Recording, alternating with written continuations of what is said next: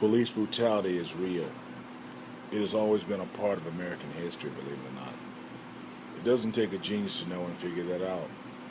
As a black person, I've been involved in what I consider police brutality when I got stomped down and beat up real good while I was in handcuffs and pepper sprayed by the Montgomery, Alabama Police Department back in 2008. Well, there's been a movement, I should say, taking place, and that movement is moving money. You see, without money, they can't continue to do the things that they do because these bankers and these people who know and have money are going to think it's strange when people are only dealing with and having communications with black people in the financial industry. It may not seem like anything, and even though they're doing what they do blatantly, they're doing what they're doing openly, and that's what we're doing also, is we're moving our money. So if you have any money, and you know any friends who have money, you let them know that they need to move their funds to a black bank as soon as possible. It doesn't matter what type of drafts they have coming in or what type of, I guess you would say, allotments or direct deposits they have, move it to black banks. The black banks are able to accommodate. As a matter of fact, there's been an influx because more and more people who are aware of the police brutality and understand that money is the only thing that moves these devils. So everybody's moving their money. And if you know friends, you have your friends move their money. If you have children, your accounts in your children's name, move their money to a black bank. There will be accommodations made. Matter of fact, there's a challenge going on. You need to challenge and tell 20 of your friends to move their money to a black bank. You can do that, just that simple. You know, a lot of times we think we got to get up and march and protest, but that's not what it takes all the time. This time, it's going to take a simple movement, and this movement is moving your money.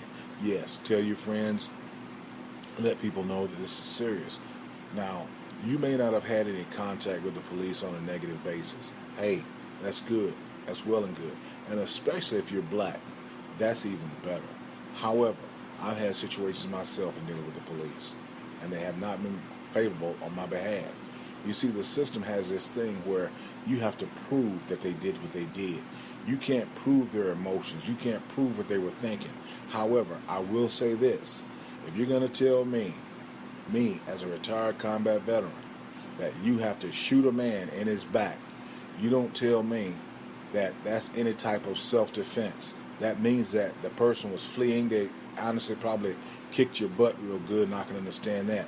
But if a person is fleeing and you have to shoot them in their back, that is no reason for a person to walk away to say that it's justifiable homicide.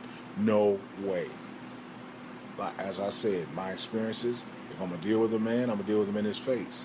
If you have to shoot a man in his back, I don't care who it is. That means you're still alive. You're still intact. You still have the ability to probably find that fella another day or take place and let something happen. But if your ego, but remember, we can't prove it was your ego. But think about it. It doesn't take a genius to realize if you just got your ass kicked, or this person is faster than you and got away from you, and you decide to shoot him in the back, that there's no reason for that. There's no reason for that. Because you were not under any type of threat for your life, so there's no reason for you to shoot another black person in their back. And I think that should be the standard throughout the whole organization concerning police brutality and these police with their guns and their badges. And that is, you cannot shoot another unarmed black person in their back. If we start there, we can make some changes. If we start there, we may be able to see some things move in another direction.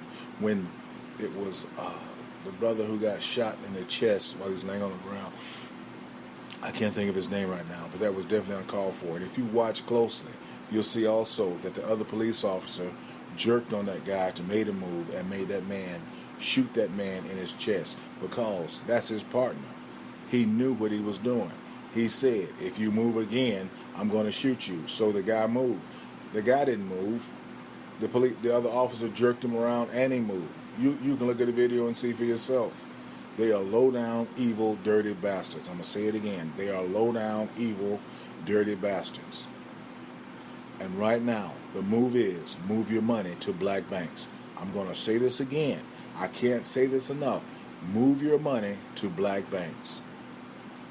Okay, black people, move your money to black banks. If the white people want to move their money away and out of the banks, that's fine. We have nothing to do with that. However, there are so many of us and so few of them. And when they see how serious we are about this police brutality, when you start taking money out of the two Bob's mouth or the children's mouth of the two Bob, you're going to start having situations where things are going to change. Won't be no questions asked. Because why? Money talks.